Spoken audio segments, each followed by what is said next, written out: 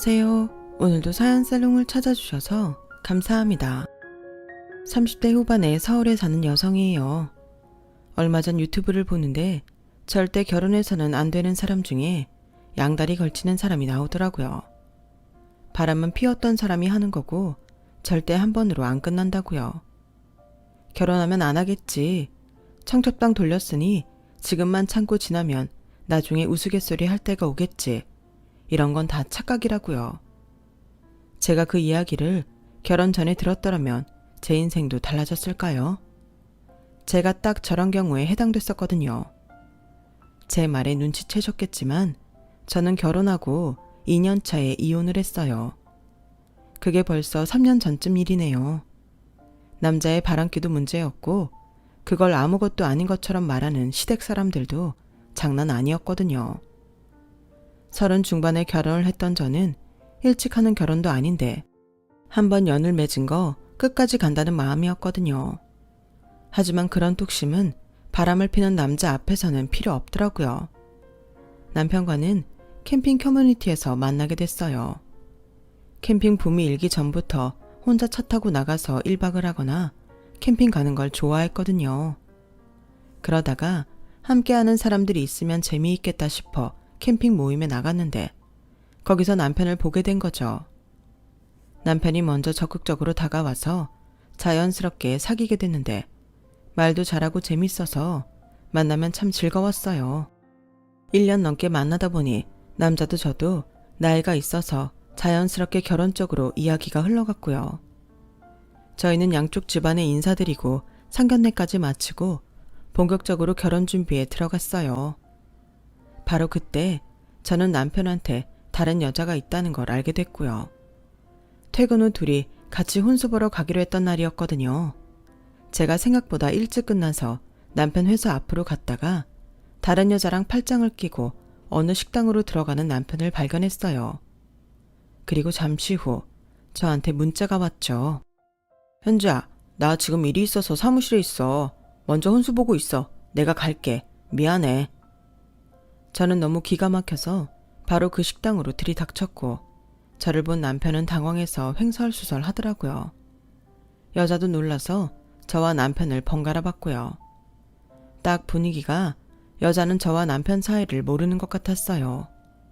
결혼 약속까지 하고 회사에 청첩장도 다 돌렸으면서 자기 회사 근처에서 다른 여자랑 만나는 건 대체 무슨 강심장인지 모르겠더라고요. 그만큼 저를 우습게 생각한다 싶어서 결혼 안 한다고 했더니 남편은 그날 밤 늦게까지 저한테 문자를 하며 미안하다고 사과를 했어요. 현주야, 다 오해야. 너 만나기 전에 잠깐 만났던 사람인데 근처에 왔다가 생각났다고 해서 본 거야. 나랑 저녁 한번 먹겠다는데 거절할 수가 없어서 그랬어. 너한테 본의 아니게 거짓말한 건 미안한데 이런 일이 생길까봐 그랬던 거지 다른 이유는 없어. 내가 네가 회사 앞에 올 줄 알았으면 걔랑 밥 먹으러 갔겠냐? 다른 사람들 눈도 있는데 내가 결혼할 사람 놔두고 딴 여자를 왜 만나겠어? 제발 화 풀어. 지금 청첩장까지 다 돌린 마당에 파혼한다고 해봐. 친구들은 그렇다 치고 집안 어른들이나 친척들은 어떡할 건데? 부모님은 또 뭐가 되겠어? 네가 아무리 화가 나도 다른 사람들 생각도 해야지. 내가 이런 말 하는 게 너 보기에 우습기는 하겠지만 그래도 다른 사람들 피해주는 건 아닌 것 같아서 그래. 남편은 구구절절 장문의 문자들을 계속 보냈어요. 저도 화가 나서 파혼한다고 했지만 정말 그 여자랑 사귀는 거면 그렇게 회사 앞에서 만날 리 없지 않을까 하며 마음이 좀 풀리기 시작했어요. 남편 말대로 청첩장 다 돌리고 파혼한다는 게 남들 보기 많이 부끄럽기도 했고요. 저는 일단 결혼은 진행한다는 마음을 먹고 답을 했죠. 그렇다고 다른 여자랑 팔짱까지 끼면 당연히 의심하지 않겠어? 그 여자도 좀 그렇네. 아무리 예전에 만났다고 해도 결혼할 사람 팔짱을 그렇게 끼고 말이야. 앞으로는 이런 일 없게 해줘. 그런 건 상훈 씨가 거절해야지. 알았어. 나도 생각이 짧았어. 미안해. 그렇게 여자 문제는 해프닝으로 일단락이 되었는데 시댁 반응이 정말 어이없더라고요. 남편은 아버지가 일찍 돌아가셔서 시어머니와 시동생 둘이 있었거든요. 그런데 어떻게 결혼 전 그 문제를 알았는지 신혼여행 후 시댁에 갔더니 저한테 이러더라고요. 얘, 너 결혼 전에 파혼하려고 했었다며? 상훈이 만나러 온 여자 때문에. 뭐 결혼 전이니 예민해서 그러려니 이해해도 가긴 하는데 결혼한다고 여자도 못 만나는 건 좀 아니지 않니? 앞으로는 여자 만난다고 시끄럽게 하는 일 없었으면 좋겠구나. 여자가 현명해야 집안이 조용한 법이야. 어머니, 아무려면 제가 무작정 여자는 절대 못 만난다 그러겠어요. 상훈 씨랑 팔짱까지 끼고 다정하게 식사하러 들어가면서 저한테 거짓말 문자를 보내니 저로서는 의심할 수밖에 없었어요. 우리 상훈이가 원래 여자들한테 인기가 좀 많아. 어릴 때도 항상 여자애들이 먼저 좋아한다고 집까지 찾아오고 그랬었다고. 그리고 집안에서 여자가 너무 팍팍하게 굴면 남자는 딴 생각하게 돼 있다. 그러니까 그런 시덥지 않은 일로 우리 상훈이 힘들게 할 생각은 마라. 시어머니가 하는 말도 어이가 없는데 시동생은 옆에서 가만히나 있으면 좋으련만 거기에 말을 보태더라고요. 형수가 인기 많은 적이 없어서 잘 모르나 봐요. 인기 많은 남자는 여자들 따르는 거 어쩔 수 없어요. 그리고 남자는 원래 한눈도 팔고 그러는 거예요. 아니, 이게 무슨 구시대적 발언인지요. 그것도 나이가 30 초반밖에 안 된 사람이 저딴 사고방식을 갖고 있다니 믿기지가 않았어요. 아무튼 저는 뭐라 답할 틈도 없이 자기들 할 말만 하더니 어디로 밥을 먹으러 나가자고 하는데 그날 하루 종일 기분이 안 좋았던 기억이 있어요. 음식도 자기들 좋을 대로 시키고 저한테는 의견 한번 묻지도 않는데 좀 전에 들었던 말들로 머릿속이 어지러워 그저 앉아있기만 했었거든요. 게다가 이 집안은 결혼하고 얼마 되지도 않았는데 아주 노골적으로 본색을 드러내더라고요. 한 번은 제가 친정 부모님 모시고 식사를 하자고 했어요. 신혼여행 다녀와서 시댁은 몇 번이나 갔는데 친정은 남편이 바쁘다, 약속이 있다, 뭐 이런 핑계들을 계속 대서 한 번 못 갔거든요. 그래서 일단 제가 약속을 잡고 남편한테 시간 맞춰 오라고 했어요. 그런데 이 인간이 시어머니랑 시동생을 데려왔더라고요. 친정 부모님도 무척이나 당황스러워 하셨고요. 현지야, 오늘 안사돈하고 사돈청년도 오는 거였니? 나는 우리끼리만 하는 줄 알았는데. 나도 그렇게 생각하고 자리 마련한 건데 저 사람이 뭘 착각했나 봐. 저는 부모님이 시어머니와 시동생과 인사하는 사이 남편을 살짝 불러 물어봤어요. 아니, 여기에 어머님이랑 도련님은 왜 모시고 왔어? 오늘은 우리 엄마 아빠랑 식사하기로 한 거야. 그런 거였어. 나는 네가 장인장모님 부른다기에 우리 가족도 데려오라고 하는 건 줄 알았지.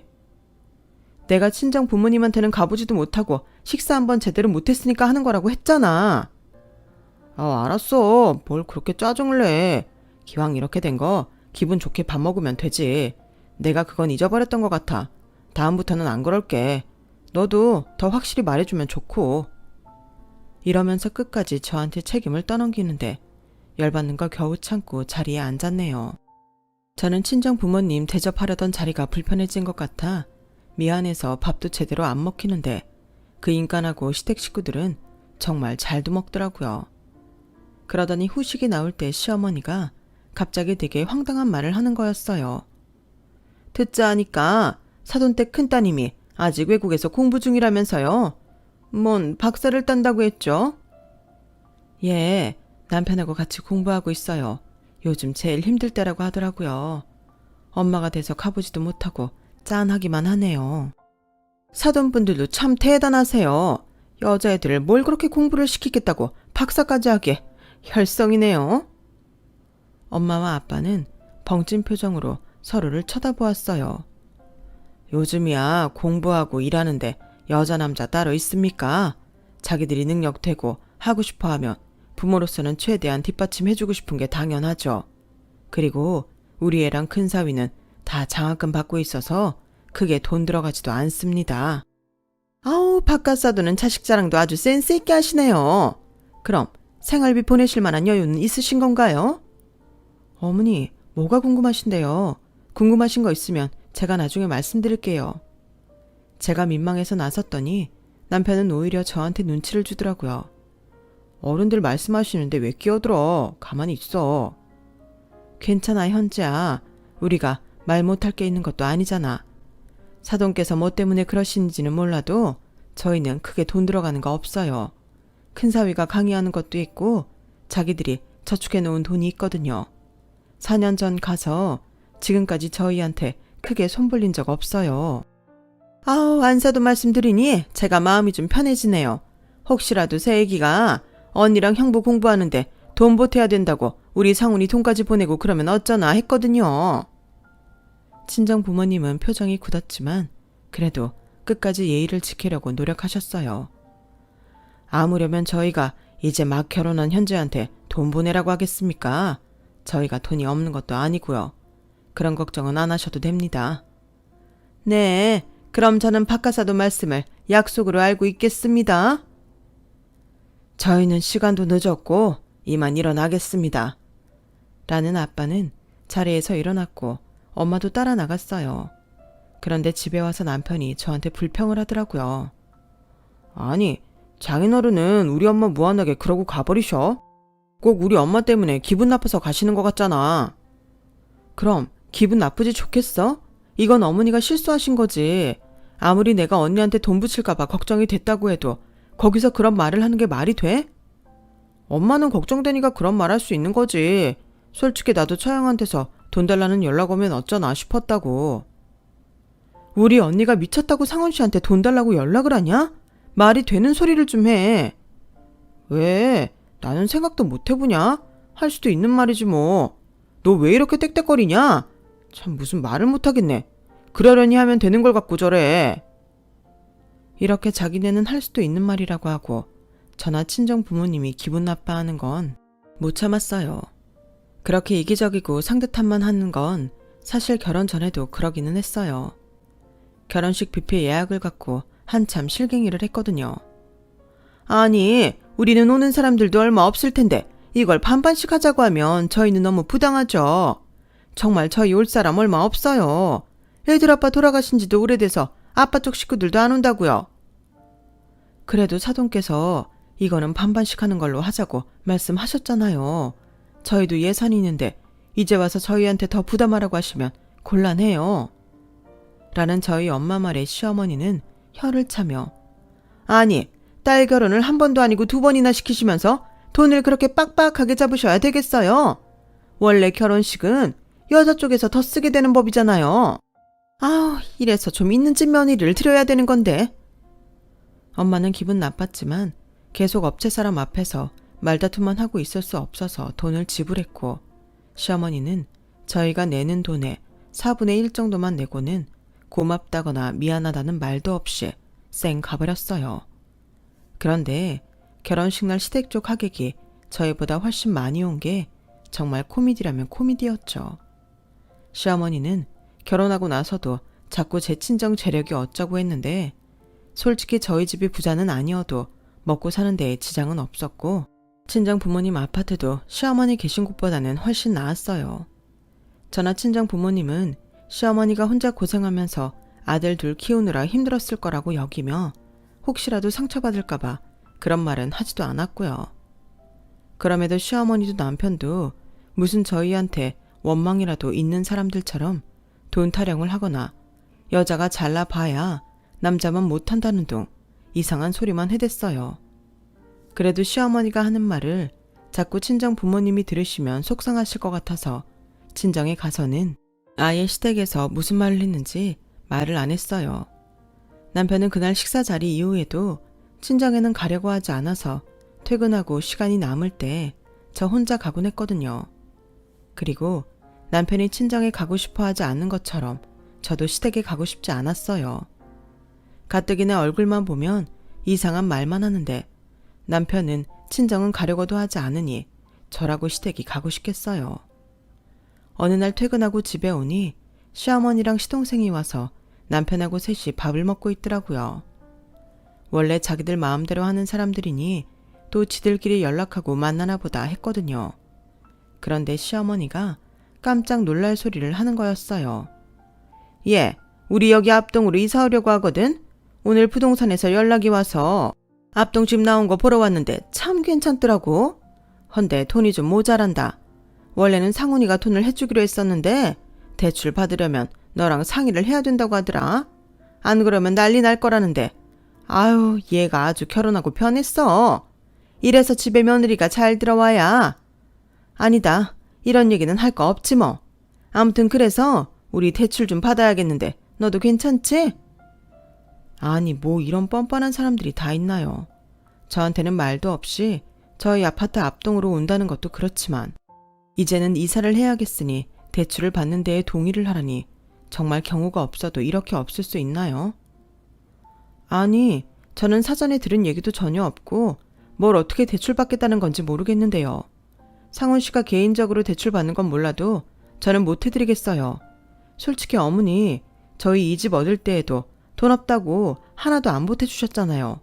오히려 저희 친정에서 조금 도와주셨고요. 저는 우리 여기 얻는다고 어머님 되게 뭐라고 하셨던 것도 기억해요. 앞으로 아파트 값이 많이 오르지도 않을 것 같은데 집 산다고 그것밖에 돈이 없냐고 뭐라고 하셨잖아요. 그렇게 싫다고 하셨던 동네에 오신다고 저한테 대출에 동의하라뇨. 저 정말 생각할수록 말이 안 되는 것 같거든요. 제가 흥분하자 남편은 제 팔을 잡아 끌고 방으로 들어갔어요. 야, 내가 엄마한테 이 집 담보로 대출받을 수 있을 거라고 큰소리 쳤는데 거기서 그러면 어떡하냐? 미쳤어? 내가 왜 이 집을 담보로 대출을 받아? 나는 절대 못해. 내가 말했잖아. 어머니 나한테 어떻게 하셨는데 이제 와서 이 동네로 오니 대출받아 아파트값 모자란 걸 달라고 해. 누구 마음대로 내가 이 집을 담보로 대출에 동의를 해? 역시나 공동명의로 되어 있는 집을 담보로 대출을 하려니 저한테 말을 할 수밖에 없었던 거였어요. 저희가 싸우는 소리를 밖에서 듣고 있던 시어머니는 예, 됐다. 내가 더러워서 정말.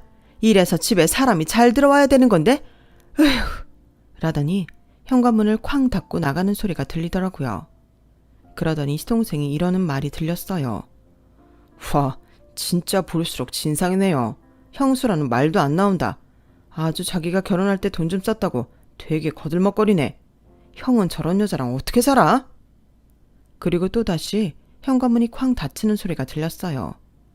남편은 씩씩거리며 저를 보더니 야, 우리 식구들 다 못 견디고 나가게 만드니 속 시원하냐? 이런 식으로 우리 엄마 마음에 대못을 박아?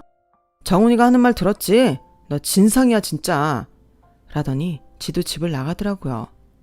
저는 따라 나가서 붙잡지도 않았고 들어오거나 말거나 신경도 쓰지 않았어요.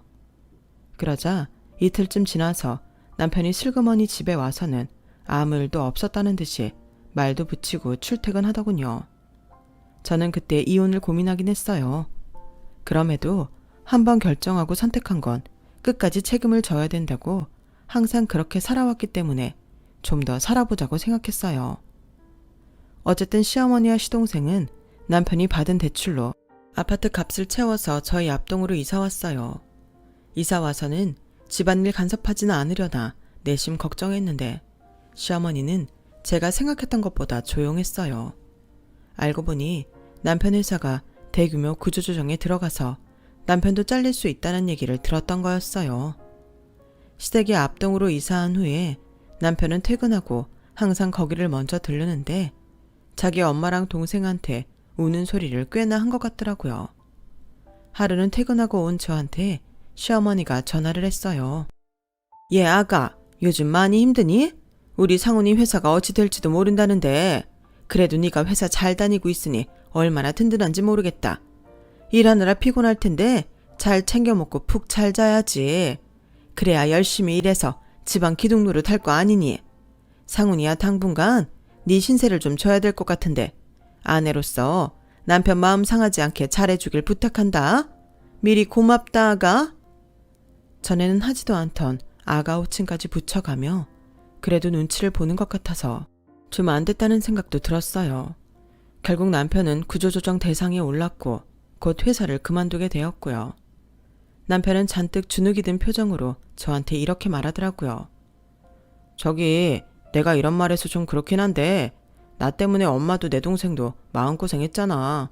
그래서 우리 가족 같이 여행 좀 다녀왔으면 하거든. 너도 갈래? 아니면 우리끼리 갔다 와도 될까? 딱 보니 벌써 자기들끼리 여행 계획 다 짜놓고 제 눈치가 보이니까 한번 말해보는 것 같더라고요. 갔다 와. 내가 끼면 불편하지 않겠어?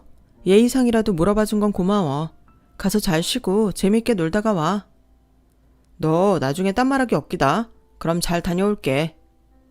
그 즈음에 유학 갔던 언니 부부가 방학이 돼서 친정에 와 있었어요. 남편한테 언니 부부가 와 있다고 말은 했었는데 남편은 자기 신세랑 비교하며 한탄만 하더라고요. 에휴, 누구는 외국에서 공부하면서 방학이라고 한 달 넘게 먹고 놀고 쉬고 나는 뭘 잘못했다고 회사 잘리고 이력서나 돌리고 있어야 하는지. 나보고 처형내 보러 가자고 하지 마. 내가 만나서 무슨 말을 하겠냐? 내 자존심도 생각해줘야지. 남편은 그러고 나서 시댁 식구들하고 여행을 간 거였어요. 그런데 남편이 그렇게 여행을 가니 저도 친정 식구들하고 다 함께 여행을 간 지 꽤 오래됐다는 생각이 들더라고요. 저는 퇴근길에 친정에 가서 이렇게 말했어요. 우리 가족 다 같이 여행 한번 가자. 언니랑 형부도 왔는데 얼마나 좋아. 이렇게 다 모여서 가본 적 한 번도 없잖아. 좋은 기회 같아. 근데 지금 박서방 여행 갔다며. 박서방은 여행 갔다 와서 또 가는 게 좋다고 할까? 아니 엄마. 아마 그 사람은 우리랑 같이 안 갈 거야. 자기네 식구랑 갔잖아. 지금 회사 때문에 많이 심란한 것 같아서 머리 식힌다고 마음 편히 있고 싶다고 해서 자기네 식구들하고 간 거니까 우리는 우리끼리 가면 될 거야. 내가 물어는 볼게. 아니, 아무리 그래도 와이프는 두고 자기 엄마랑 동생하고만 간 건 나는 좀 이해가 안 되네. 이제는 처제하고 가족인 건데 처제는 괜찮아? 라는 형부의 말에 좀 민망하긴 하더라고요. 사실 심란하고 머리 식히고 싶으면 혼자 가든가 아니면 저랑 둘이 어디 가자고 할 것 같았는데 말이죠. 저 역시 마음 깊숙한 곳에서 그런 생각을 하고 있었기에 섭섭하긴 했었거든요. 어쩌면 그래서 저도 저희 친정 식구끼리만 여행 갈 계획을 세웠던 건지도 몰라요. 그런데 정말 제가 남편과 끝장을 볼 일이 생기고 말았어요. 여행에서 돌아온 남편한테 이번에는 제가 친정 식구들하고 여행을 다녀오겠다고 하니 남편은 인상부터 찌푸리는 거였어요. 그거 네가 전부 다 돈 쓰는 거 아니야? 장인 장모님이야. 당연히 자식들이 내려니 하실 테고 최영래는 공부하고 쉬러 온 거라. 돈 없다고 몸살이면 전부 네가 독박 쓰는 거잖아. 안 그래도 우리 생활비 모자랄까 봐 신경 쓰이는데 네가 돈 쓸 생각만 하고 있으면 어떡하냐? 아, 여행 갔다 와서 기분 잡치게 생겼네. 그럼 너는 여행 왜 갔어? 그렇게 생활비 들어갈 거 생각하는 사람이 회사 잘리자마자 여행 갈 생각부터 해? 그것도 나는 쏙 빼놓고 자기 가족들끼리? 야, 그건 내가 그동안 받은 스트레스 풀려고 한 거고 내가 분명히 너한테 물어봤잖아. 갈 거냐고. 네가 안 간다고 해놓고 이렇게 딴소리야. 내가 분명히 그랬잖아. 딴소리 하지 말라고. 그럼 니네끼리 전부 다 짜놓고 나중에 나한테 예상 물어보는 거 뻔히 다 보이는데 눈치 없이 거기 끼면 또 끼었다고 뭐라고 했을 거면서? 그리고 우리 생활비 걱정 없게 할 테니까 넌 신경 꺼. 야, 근데 너 아까부터 너라고 한다. 그리고 니네끼리라고 했지? 넌 남편하고 시댁에 대한 예의도 모르냐? 이제 내가 직장 없다고 바로 무시하는 거야. 너는 우리 친정에 뭘 그렇게 예의 지켰다고 나보고만 예의 지키래? 시끄럽고 나 우리 식구들이랑 여행 갔다 올 테니까 그렇게 알아. 그렇게 저는 가족끼리 여행을 떠나게 됐어요. 바닷가에 있는 제일 좋은 호텔에 제일 경치 좋은 방을 예약했더니 정말 다르긴 하더라고요. 이런 데에 돈 쓰라고 돈 버나 보다 싶을 만큼 바닷가 뷰도 좋고 침실도 굉장히 넓고 쾌적했어요. 사실 저는 신혼여행도 남편이 하도 돈 없다고 우는 소리를 해서 호텔도 레지던스급으로 갔었거든요. 지금 생각해보면 자기가 돈 내야 되니 한 푼이라도 아끼려고 어떻게든 비싼 데에 안 있으라고 했던 것 같아요. 신혼여행은 누구든 가장 좋은 곳에 예약해서 실컷 누리다가 오려고 하지 않나요? 이미 저에 대해서는 그 정도 마음밖에 안 되는 사람이었는데 저는 왜 그렇게 책임감을 가지려고 했나 모르겠어요. 게다가 하루 구경하고 밥 먹는 것도 전부 언니 부부가 돈을 써서 저는 돈 쓸 일도 없었어요. 제가 계산한다고 하면 언니는 제 손을 딱 잡고 아예 돈을 못 내게 하더라고요. 우리 여기서 펑펑 쓰다 가려고 넉넉히 가져왔어. 이 정도는 우리가 다 쓸 테니까 너는 재밌게 놀기만 해. 언니가 돼서 동생한테 돈 쓰게 하면 되겠니? 그래 처제. 가까운 데 있으면서 챙겨주지도 못하는데 이럴 때 한꺼번에 갚아야지. 걱정 말고 어머님 아버님하고 그냥 푹 쉬다가 가. 그렇게 언니 부부의 배려로 즐거운 시간을 보냈는데 문득 혼자 있을 남편 생각이 나긴 하더라고요. 여행 오기 전 남편이 한 말 때문에 5만 정 다 떨어지긴 했지만 그래도 여행 갔다 오자마자 제가 나와서 혼자서 밥 챙겨 먹는다고 힘들진 않을까 싶더군요. 그래서 전화를 했는데 받지 않더라고요. 하긴 바로 앞동에 자기네 식구가 사는데 힘들면 엄마한테 가서 밥 얻어먹겠구나 하는 생각이 들었어요. 어쩌면 시댁에 가 있느라 전화를 못 받는지 모르겠다 하고 밥 잘 먹고 있냐는 문자만 남겼어요. 그리고 다음날 아침 조식을 먹고 나왔는데 언니 부부가 먼저 나갔는지 안 보이더라고요. 언니한테 전화를 해보니 바닷가 산책 중이라길래 저도 부모님과 같이 밖으로 나갔어요. 언니 부부를 찾느라 바닷가 여기저기를 돌아다니는데 저만치 바닷가에 있는 카페 앞이 시끌시끌 하더라고요. 무슨 일이 있나 보다 하고 무심하게 있는데 엄마가 이러시는 거였어요. 저기 쟤네 우리 애들 아니야? 어머, 저 사람 박서방 아니니? 맞는데 박서방이 왜 여기 있지? 그건 그렇고 왜 우리 큰 사위가 작은 사위 멱살을 잡고 있어? 저는 아빠 말에 놀라서 얼른 그쪽으로 뛰어갔어요. 아니나 다를까 형부가 남편을 금방이라도 칠 것처럼 붙잡고 있었고 남편은 어쩔 줄 몰라 하얗게 질려 있더라고요. 언니는 팔짱을 끼고 웬 여자를 째려보고 있었고요. 언니, 형부, 이게 다 무슨 일이에요? 상훈 씨는 대체 왜 여기 있어? 뭐 하고 있었던 거야? 현지야, 너 여기로 여행 온 거였어? 나는 너 강원도로 가는 줄 알았지. 아우씨, 누가 부산에 올 줄 알았냐고. 그러자 형부는 남편의 얼굴에 주먹을 펑 날렸고 남편은 뒤로 나가 떨어졌어요. 그러자 언니가 붙잡고 있던 여자가 자지러지게 소리를 지르며 남편을 안아 일으키더라고요. 자기야, 괜찮아? 자기야, 어머 어떡해. 그제야 저는 그 여자를 알아봤어요. 바로 결혼 전 남편 회사 앞에서 남편의 팔짱을 끼고 음식점으로 들어가던 그 여자였어요. 야 박상훈, 너 이 여자 계속 만나고 있었던 거야? 그랬어? 그래놓고 나랑 살면서 그렇게 내 속을 썩인 거야? 내 말에 여자는 아차 싶었는지 슬그머니 남편을 놓고는 꽁문이 빠져라 도망을 가버리더라고요. 이게 남의 귀한 딸 힘들게 하는 것도 모자라 바람까지 펴? 야, 이 짐승만도 못한 놈아! 엄마는 바로 남편의 머리채를 잡았고 우리 가족은 전부 남편을 둘러쌌어요. 야, 이 자식아, 네가 제정신이야? 회사도 잘린 자식이 지 마누라 놔두고 바람필 정신이 있어? 라는 아빠 말에 남편은 엄마한테 머리가 쥐어 뜯기면서도 죄송하다는 말을 안 하더라고요. 아니, 일단 저는 이렇게 될 줄 몰랐고 사실 제가 현지 때문에 얼마나 숨막혔는 줄 아세요?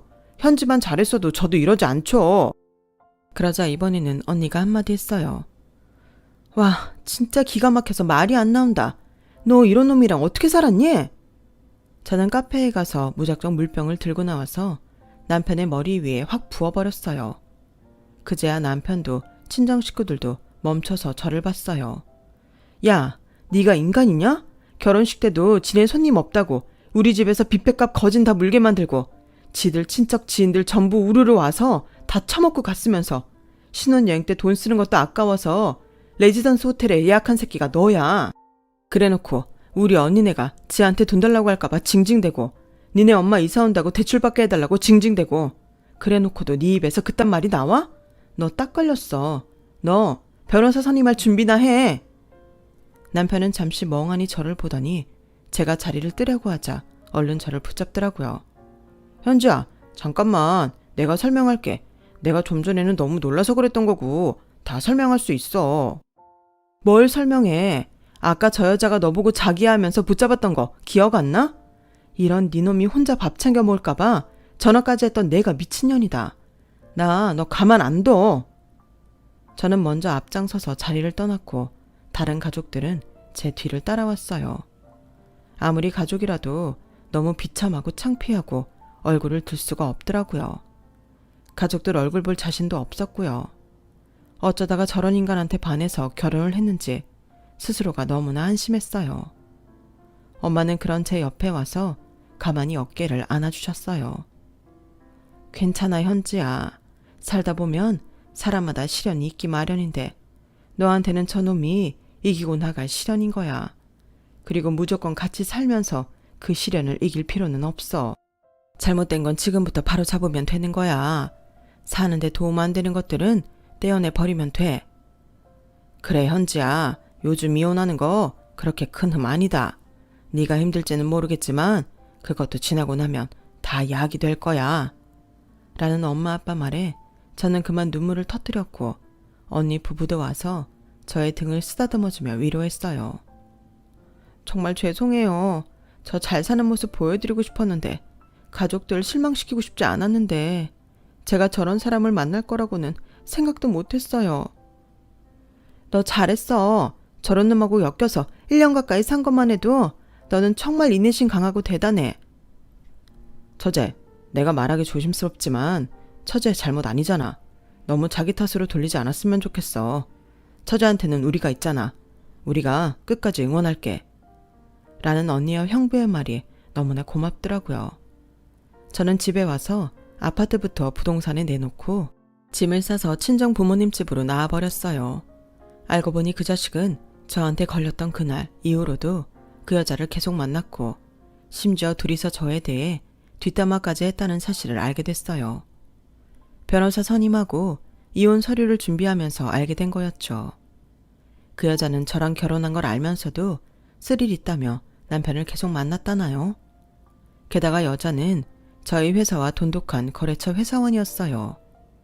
제가 남편 이혼 소송에 들어가며 그 회사에도 여자가 불륜을 저질렀다는 게 알려지게 됐고 여자는 회사에 더 있을 수 없어서 그만뒀다고 하더군요. 더 웃긴 건 그 여자가 결혼 준비 중이었다는 거였어요. 상대 남자도 화가 나서 헤어지고 결혼 준비하던 유학권 모두 여자한테 물게 했다고 하더라고요.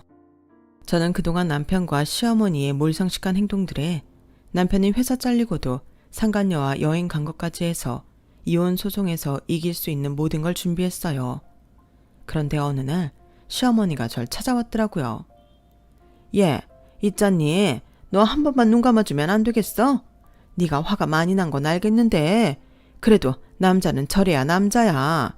사돈들이 우리 상훈이가 다른 여자랑 있는 걸 봤다니 민망하긴 하다만 이런 건 옛날에 별일 아니었어. 다 그러고 살았어. 그러니까 너도 눈 딱 감고 한 번만 더 참아봐. 응? 저는요. 그놈도 문제지만 아줌마가 더 문제라고 생각해요. 100번 양보해서 그놈 참는다고 쳐도 아줌마는 못 참겠어요. 요즘이 어떤 세상인데 남편이 딴 여자랑 놀아나는 걸 참으라고 해요. 남자는 원래 그렇다고요. 여기 있는 사람들한테 물어보세요. 뭐라고 하나. 아줌마 정신 차려요. 위자료 물어낼 준비나 하시라고요.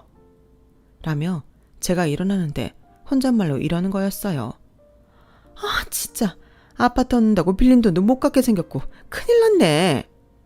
그러니까 지금 남편 집은 시댁이 무리해서 이사 오면서 어디선가 돈을 빌렸는데 그것도 못 갚게 생긴 데에다가 저와의 이혼 소송까지 물려서 아주 곤란하게 된 거였더라고요. 그러면서 제 앞에서는 자존심 세우느라 말 같지도 않은 소리를 한 거였어요. 결국 저는 1년여의 이혼 소송 끝에 승소를 했고 남편과 공동 명의로 했던 아파트를 판 돈은 물론이고 정신적 피해 보상에 결혼식 때 저희가 더 많이 쓴 비용까지 전부 다 받아낼 수 있었어요. 시댁은 빚까지 져서 얻었던 아파트에서 나왔고 남편이 겨우 지방에 있는 회사에 취직해서 어떻게든 생활은 유지하면서 사는 모양이었어요. 저는 그 후로 친정 근처에 방을 얻어서 혼자 살고 있고요. 부모님은 같이 살자고 하셨지만 아무리 그래도 신세를 지는 건 아닌 것 같아서요. 지금은 저 혼자서도 즐길 줄 아는 사람이 되려고 노력하고 있어요. 제 이야기는 여기까지예요. 들어주신 분들 매일 행복하고 좋은 일만 가득하길 바랄게요. 여러분, 사연 댓글에 응원과 현명한 조언 부탁드려요. 좋아요와 구독은 저에게 큰 힘이 됩니다. 오늘도 좋은 일 가득하세요.